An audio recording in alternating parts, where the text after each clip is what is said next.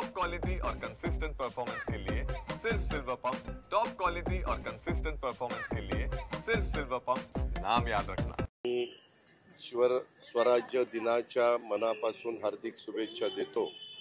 आज शिवराज्याभिषेकाला 6 जूनला 352 वर्ष झाली आणि हा दिवस राज्यामध्ये आमच्या सरकारने उत्साहाने साजरा करण्याचा निर्णय घेतला आणि तोच कार्यक्रम आज जिल्हा परिषदेमध्ये होता। आम्ही सगळेजण त्याला उपस्थित होतो।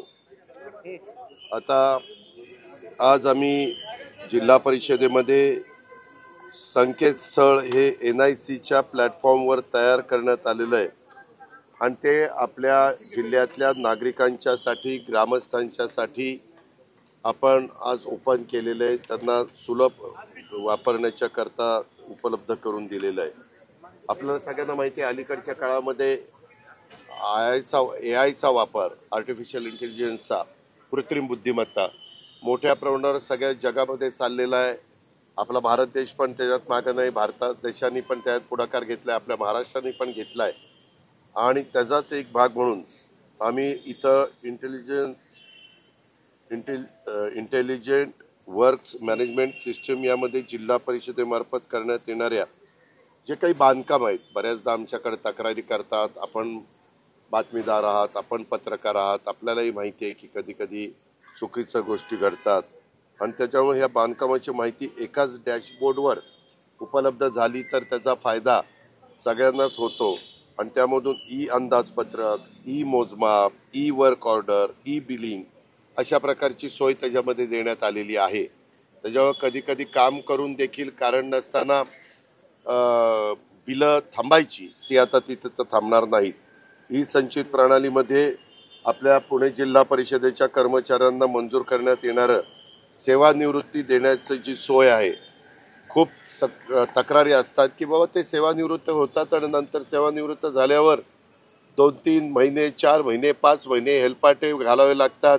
तो सेवानिवृत्त झाल्यानंतर त्यांनी ज्याच्याबरोबर काम केलेलं असतं ते पण त्याला इतकं काही आपलेपणाची वागणूक देत नाही, असा अनुभव काहींना आलेला आहे आणि म्हणून आपल्याला माहिती आहे की बाबा 30 जूनला तो सेवानिवृत्त होणार आहे, तो 31 मेला सेवानिवृत्त होणार आहे। तारखा तर 58 वर्षाच्या असतातच आपल्याकडं, 60 वर्षावाल्यांच्या पण असतात आणि 58 वर्षाच्या रिटायर होणाऱ्यावाल्यांच्या पण तारखा असतात सेवानिवृत्तीच्या आणि त्यांच्याबरोबर त्यांचा भविष्य निर्वाह निधी, अनामत लेखांकन आणि परतावा प्रणाली, वैद्यकीय प्रतिपूर्ती व्यवस्थापन प्रणाली आणि गट विमा योजना यांची देखील सोय यामध्ये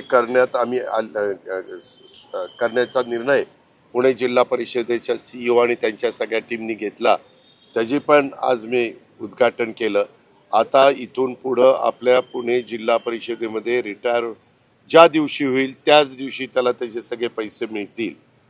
एखादा दिवस पुढं परंतु साधारण त्याच दिवशी द्यायचा ह्याच्यामध्ये आम्ही नियोजन केलेलं आहे।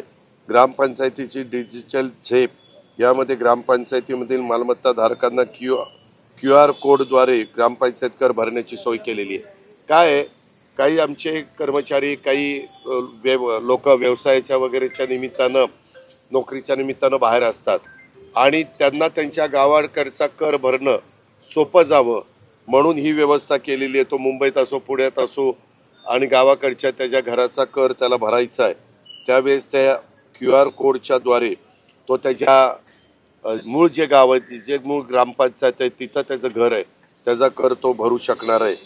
त्याचबरोबर जिल्हा परिषदेमध्ये WhatsApp चॅटबोट तयार करण्यात आलेला आहे आणि त्यात नागरिकांना जिल्हा परिषदेमध्ये जिल्हा परिषदेचे उपक्रम, जिल्हा परिषदेचे बाबतची पण माहिती आणि जिल्हा परिषदेच्या उपक्रमाबद्दलची माहिती, योजनांची याबद्दल तात्काळ माहिती उपलब्ध करून देण्याच्या करता आपण WhatsApp चॅटबोट तयार केलेला आहे। त्याचबरोबर फील्ड व्हिजिट ॲप यामध्ये जिल्हा परिषदेचे आमचे अधिकारी आणि तालुका स्तरावरील स्थानिक पातळीवर दिलेल्या भेटी आता इथं CEO जिल्हा परिषद गजानन पाटलांनी दर आठवड्याला त्या अधिकाऱ्यांनी 2 ठिकाणी तरी भेटी 2 दिवस भेटी द्यायच्या अशा पद्धतीचं एक आदेश काढलेला आहे आणि तो जिल्हा परिषदेला भेटी द्यायला जाईल, व्हिजिट करायला जाईल, त्यावेळेस त्यांनी स्थानिक पातळीवर दिलेल्या भेटीची माहिती एकाच ठिकाणी आपल्याला उपलब्ध होणार आहे आणि त्या कामामध्ये सुधारणा म्हणजे खरोखरीच तो जातोय का, काय त्यांनी त्या व्हिजिट केली, त्याचेही फोटो वगैरे त्याच्यातनं सगळे येणार आहेत आणि आमच्या अधिकाऱ्यांच्या व्हिजिट वेगवेगळ्या भागात 13 तालुक्यामध्ये वाढणार आहे आणि त्याचा फायदा कामाचा दर्जा सुधारण्याच्या करता देखील होणार आहे. अंगणवाडी सेविका मदतनीस भरतीसाठी देखील सखी सहेली ॲप ही आपण तयार केलेली आहे. ती पण त्याचंही उद्घाटन आज मी इथं केलेलं आहे. त्याचाही फायदा माझ्या लाडक्या बहिणींना निश्चितपणे होणार आहे. पुणे जिल्हा परिषदेमार्फत राबवण्यात येणाऱ्या किंवा राज्य सरकार किंवा केंद्र सरकार शासनाचे जे बांधकाम, शिक्षण, आरोग्य विभागाच्या विविध योजना, जसं की आता घरकुलाला तुम्हाला माहिती आहे शिवराज सिंग चौहान साहेबांनी आपल्याला 3 कोटीमधली देशातली 30 लाख घरं आपल्या महाराष्ट्राला देण्याचा निर्णय घेतला आणि तशा प्रकारचं पत्रक पण दिलं. 20 लाख घरांचं काम पण सुरू आहे. तर ते घरकुल योजना, जलजीवन मिशन, प्रगतिशील ड्रोन शेती, लखपती दिदी, सामुदायिक बायोगॅस याचा मी आज आढावा घेतला आणि त्यांना सांगितलं की हे घेत असताना साधारण आपले ग्रामीण भागात 10 विधानसभा मतदारसंघ आहे. त्या 10 विधानसभा मतदारसंघामध्ये तुम्ही जर 10 देणार असाल तर प्रत्येक विधानसभा मतदारसंघात 1-1 द्या, 20 देणार असेल तर 2-2 द्या. अशा पद्धतीनं सगळीकडं समतोल विकास करण्याचा आमचा प्रयत्न आहे आणि जिल्ह्याचा पालकमंत्री या नात्याने मी पण तशा सूचना त्यांना दिलेल्या आहेत आणि ह्याचा फायदा केंद्राच्या आणि राज्याच्या योजनांचा आमच्या बंधू भगिनींना चांगल्या प्रकारे होणार आहे. जिल्हा नियोजन समितीमार्फत राबवण्यात येणारे मॉडेल स्कूल आणि मॉडेल प्राथमिक आरोग्य केंद्र ह्या मोठा कार्यक्रम आपल्या जिल्ह्यामध्ये नव्हे तर राज्यातल्याच वेगवेगळ्या जिल्ह्यात हातामध्ये घेतला जातोय. तर हा कार्यक्रम डुडी आत्ता कलेक्टर आहेत त्यांनी सांगली जिल्ह्यात चांगला राबवला होता, नंतर त्यांनी सातारा जिल्ह्यात राबवला होता, आता ते पुणे जिल्ह्यात आलेले आहेत. आम्ही मुख्य कार्यकारी अधिकारी, जिल्हा परिषदेचे आणि जिल्हाधिकारी त्या दोघांना सांगितलं की ह्या कामाच्या करता मी DPDCमधनं काही निधी द्यायला तयार आहे. मी माझ्या DPDCच्या लोकप्रतिनिधींना पण त्याच्यात विश्वासात घेतलेला आहे आणि तो कार्यक्रम आम्ही हातामध्ये घेऊन चांगल्या पद्धतीनं आपण मॉडेल स्कूल आणि मॉडेल प्राथमिक केंद्र हे ह्याचा कार्यक्रम राबवतोय. त्याचाही आढावा मी घेतला आणि ह्या सगळ्या गोष्टी आज इथं घडलेल्या आहेत. CSR मधनं देखील काही आता जिल्हा परिषदेचा एक CSRचा कार्यक्रम आहे. तो किती वाजता? संध्याकाळी 5 वाजता. तो विभागीय कार्यालयामध्ये आहे. त्याच्यामध्ये देखील आमचे गजानन पाटील यांनी पुढाकार घेतलाय. अशा प्रकारे त्यांना आता इथली मुख्य कार्यकारी अधिकारी जबाबदारी दिल्यानंतर ज्या अपेक्षेने मी ती जबाबदारी त्यांच्यावर दिली, सरकारने दिली, मुख्यमंत्र्यांनी दिली, त्या पद्धतीनं त्यांचं कामकाज चाललेलं आहे. आपल्याला पण जर बारकाईनं बघितलं तर बदल दिसलेला असेल आणि त्या पद्धतीनं तुम्ही ते शोधा की बदल दिसतोय नाही दिसतोय, बाकीच कुठलं तरी शोधत बसू नका. त्याच्या आधी माझं होते सरदारजी तुगा त्यामध्ये ह्या सगळ्या गोष्टी अशा पद्धतीनं होणार आहेत आणि अजूनही ह्याच्यात आमच्या वेगवेगळ्या राज्यामध्ये फिरत असताना अनुभव त्याही बाबीचा घेऊन आणि काही कामं असतात ती पण लवकरात लवकर. आज समजा उदाहरणार्थ अंगणवाडीला 11 लाख रुपये दिले जातात पण अंगणवाडी 15 लाखाशिवाय होत नाही. मी आजच्या आज अनुप कुमार यादवांना फोन करून सांगितलं, महिला बालविकासच्या सचिवांना, तुम्ही प्रस्ताव तयार करा. तो प्रस्ताव ACS फायनान्स OP गुप्तांना पाठवा. OPंना पण सांगितलं तो प्रस्ताव आल्याला त्याला मान्यता द्या. कारण जर चांगली अंगणवाडी बांधायला 15 लाख रुपये लागतात आणि आम्ही 11 लाख रुपये दिले ते मग तो दर्जा चांगला राहत नाही. अशा ज्या काही गोष्टी आढावा घेताना लक्षात येतात त्याच्यात ताबडतोब अंमलबजावणी करणं हे आम्हा लोकांचं काम आहे. त्याच्यामुळे तेही आम्ही केलं. आणि गणेश नाईक साहेब आपले वन विभागाचे मंत्री आहेत. तुम्ही काल माझं भाषण ऐकलं असेल, प्रेस ऐकली असेल. त्याच्यात मुख्यमंत्र्यांच्या स्तरावर आम्ही निर्णय घेतला आहे. कालच जागतिक पर्यावरण दिन होता. झाडं मोठ्या प्रमाणावर लागली पाहिजे, ऑक्सिजन वाढला पाहिजे, CO2 कमी झाला पाहिजे, आता हे प्रदूषण कमी झालं पाहिजे. हे सगळं करण्याच्या करता पुढच्या वर्षीपासून आम्ही 25 कोटी वृक्षारोपण दरवर्षी करायचा कार्यक्रम हातामध्ये घेतोय. यंदा आमच्याकडे तेवढी रोपाची उपलब्धता नसल्यामुळं यंदा आम्ही 10 कोटीच घेतलेला आहे. मात्र यंदा आम्ही आता पुढच्या वर्षी रोपांची उपलब्धता, मला तर मुख्यमंत्री काल म्हणले, ते आज गडचिरोली जिल्ह्यात आहे, ते म्हणले गडचिरोली जिल्ह्यामध्ये मी 1 कोटी झाडं लावायचा कार्यक्रम हातामध्ये घेणार आहे. अशा पद्धतीनं राहिलेल्या म्हणजे एकंदरीत 5 वर्षामध्ये पहिल्या वर्षी 10 कोटी आणि नंतर 25 कोटी असा साधारण 100 कोटी 110 कोटीचा कार्यक्रम आम्ही ह्या 5 वर्षात राबवायचं ठरवलेलं आहे. आमचे सुधीर मुनगंटीवार साहेब असताना पण त्यांनी अशाच पद्धतीचा काही कोटी झाडं लावायचा कार्यक्रम एकदा 33 कोटी एकदा 50 कोटी असा तो राबवलेला होता. ह्या पद्धतीनं आम्ही त्या बाबतीत पुढे जातोय. आणि फॉरेस्टच्या जमिनी काही बॅरन लँड आहेत, तिथं काही झाडच येऊ शकत नाही पाणी नसल्यामुळं, त्याकरता आपण ती जमीन सोलर पॅनल उभ्या करण्याच्या करता द्यावी असे माझं आणि गणेश नाईक साहेबांचं बोलणं झालं. तर ते म्हणले की हरकत नाही, त्याच्यातून अपारंपरिक ऊर्जा आपल्याला मिळेल आणि जमीन तशीच पडून राहण्याच्या पेक्षा वापरात पडेल.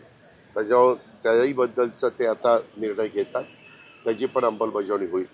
तसंच सकाळी मी शिक्षण आयुक्त आणि शिक्षण संचालक त्यांना बोलून घेतलं होतं. आपल्याला सगळ्यांना माहिती आहे की मोठ्या प्रमाणावर 10वीचा निकाल लागलेला आहे. जवळपास 14 लाख विद्यार्थिनींना ॲडमिशनचा प्रश्न प्रवेशाचा आहे. त्याच्यातल्या 14 का 15 लाख मला वाटतं, त्याच्यातले जवळपास 13 लाखच्या मुलींच्या ॲडमिशन होत आलेले आहेत. त्याच्यात अजून ऑनलाईनने केल्यामुळं कधी कधी कुठं ग्रामीण भागात अडचण येते, म्हणून दादाजी भुसे माझं बोलणं पण झालं. तर त्याच्यात काही बाबतीमध्ये आपल्याला कसा मार्ग काढायचा, तर दादाजी म्हणले की मी आत्ता मालेगाव नाशिक परिसरात आहे, तुम्ही म्हणताय तसं मंत्रालयामध्ये गेल्यानंतर मी पण संबंधितांशी चर्चा करून पालकांचं विद्यार्थिनींचं नुकसान होणार नाही त्याबद्दलची पण काळजी आमचं महायुतीचं सरकार, आमचं शिक्षण विभाग त्या बाबतीमध्ये घेईल.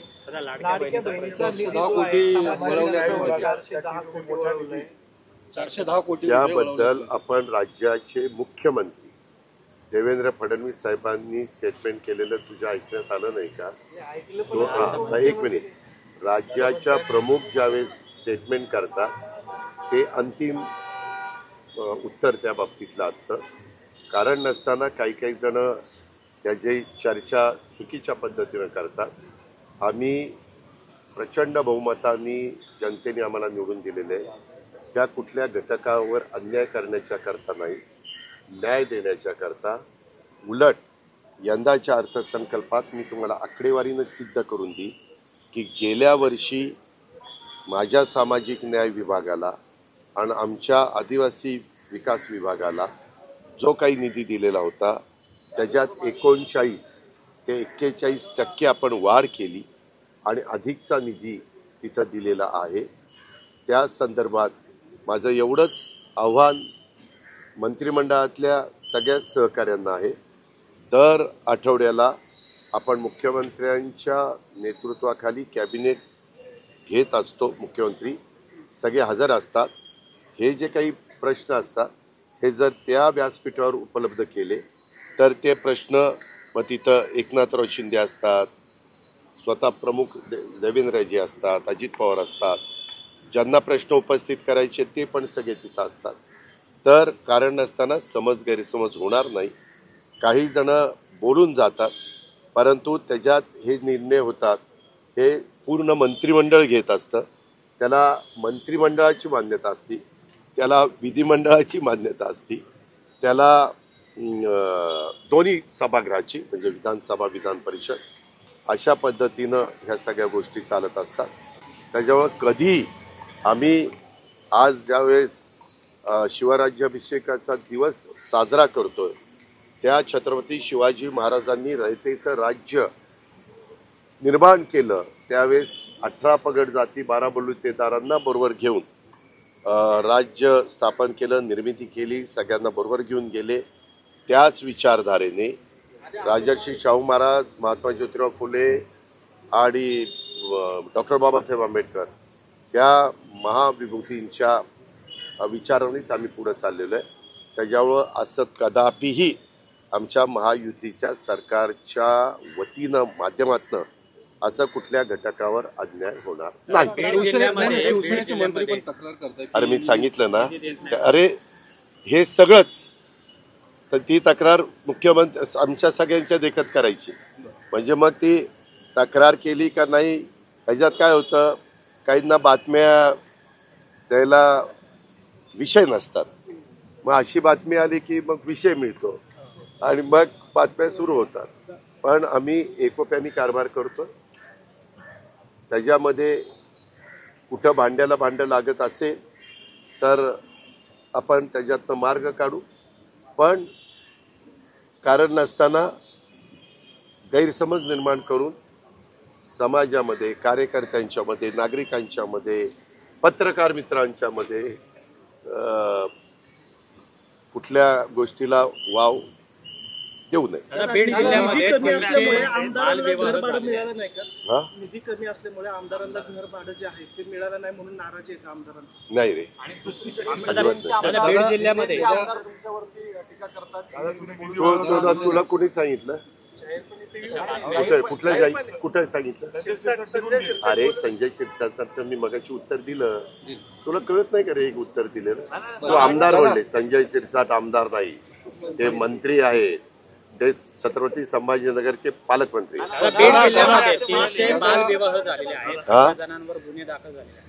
जिथं जे चुकीचं चाललेलं असेल, उद्या बीड असू दे, पुणे असू दे, महाराष्ट्र असू दे, तू देखील काही चुकीचं केलं तर ऍक्शन घेतली जाईल, कारवाई केली जाईल.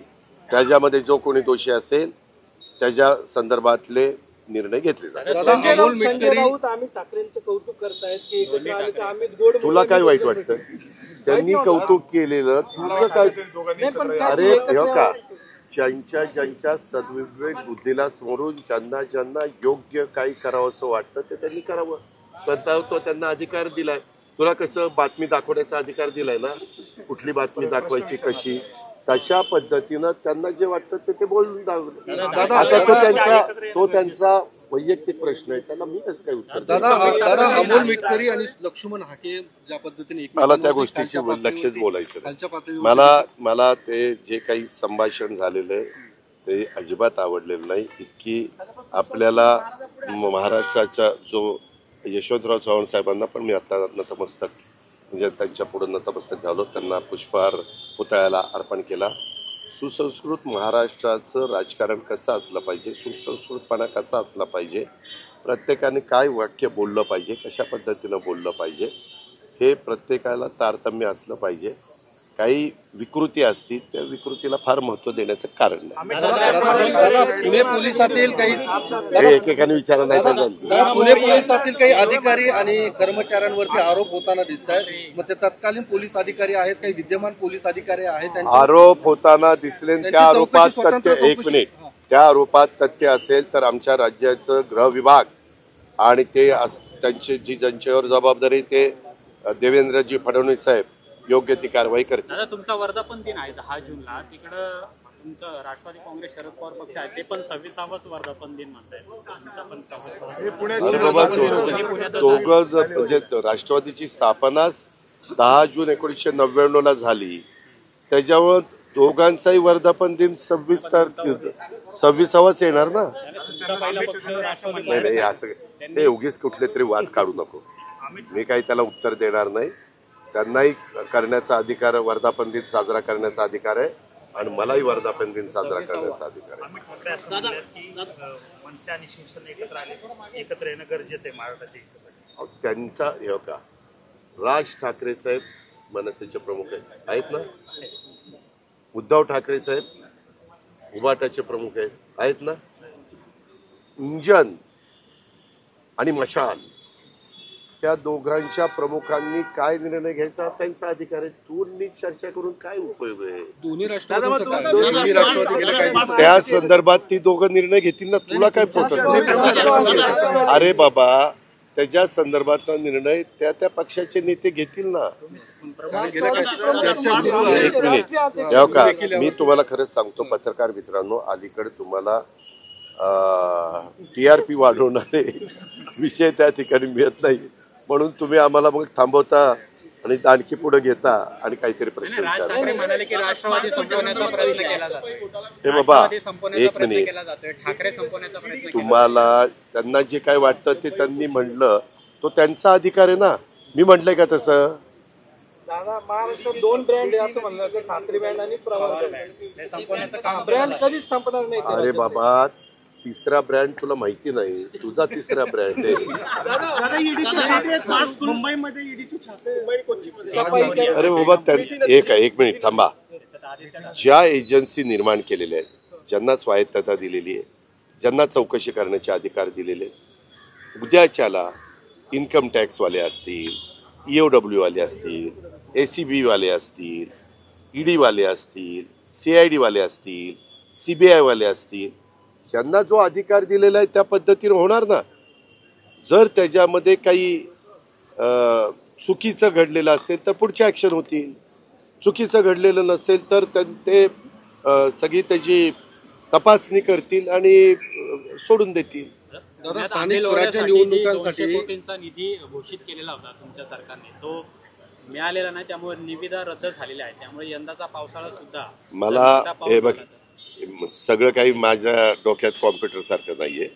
हा विषय तू नवीन काढलेला आहे, त्याच्यामध्ये माहिती घेऊन तुला उत्तर देतो. पालकमंत्री म्हणून माहिती घेऊन, पत्रकार म्हणून तुला उत्तर देईल. दादा स्थानिक स्वराज्य निवडणुकांच्या संदर्भात कोर्टात माहिती देणं 4 आठवड्यात प्रभाग रचना किंवा या संदर्भातली माहिती देणार तो न्यायालयाचा अधिकार आहे. न्यायालयाने आम्हाला विचारलेलं आहे, आम्ही न्यायालयाला तशा पद्धतीनं जे काही करणार आहोत किंवा त्यांच्या ज्या काही सूचना त्या पद्धतीनं त्यांना सांगू.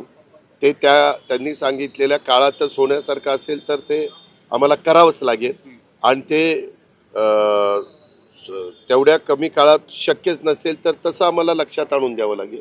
तर ते आम्ही देऊ, काळजी करू. अमिताभ गुप्तांनी त्यांच्या काळामध्ये जास्त शस्त्र परवाने जे आहेत ते दिले, त्याचे 550 शस्त्र परवाने दिले आणि सगळ्यांची चौकशी सुरू आहे. मी बीड जिल्ह्यामध्ये अशा पद्धतीनं परवानगी काय काय दिलेले त्याचा आढावा घेतोय. त्याच्यातले बरेचसे शस्त्र परवाने देण्याच्या योग्यतेचे नव्हते, ते आम्ही रद्द केलेले. तसं मी पुण्यात दोन्ही CPंना आणि SPंना पण सांगितलेले, त्याचा फेर आढावा घ्या.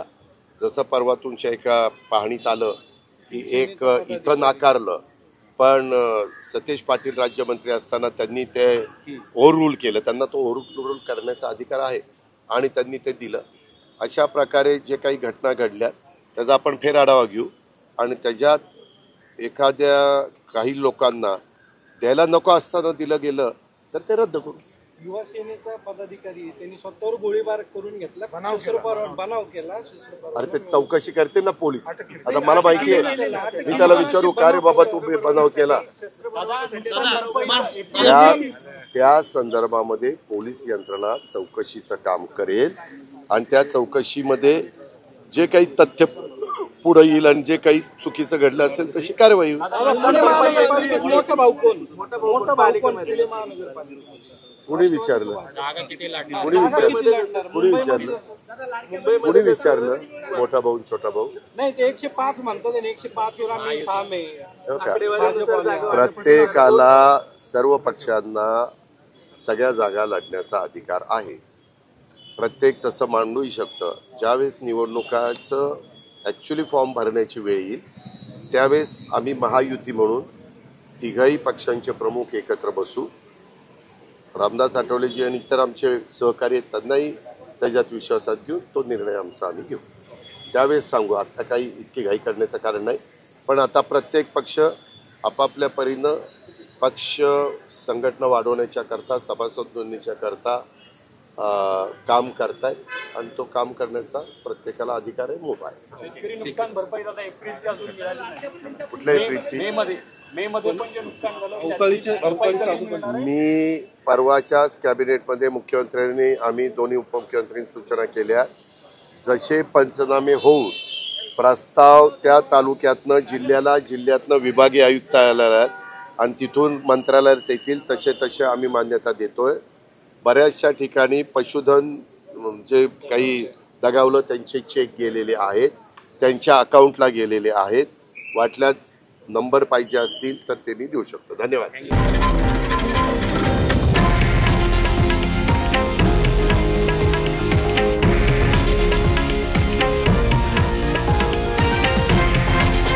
हे आहे देशातील नंबर 1 न्यूज नेटवर्क आणि आपण पाहत आहात TV9 मराठी, एकमेव.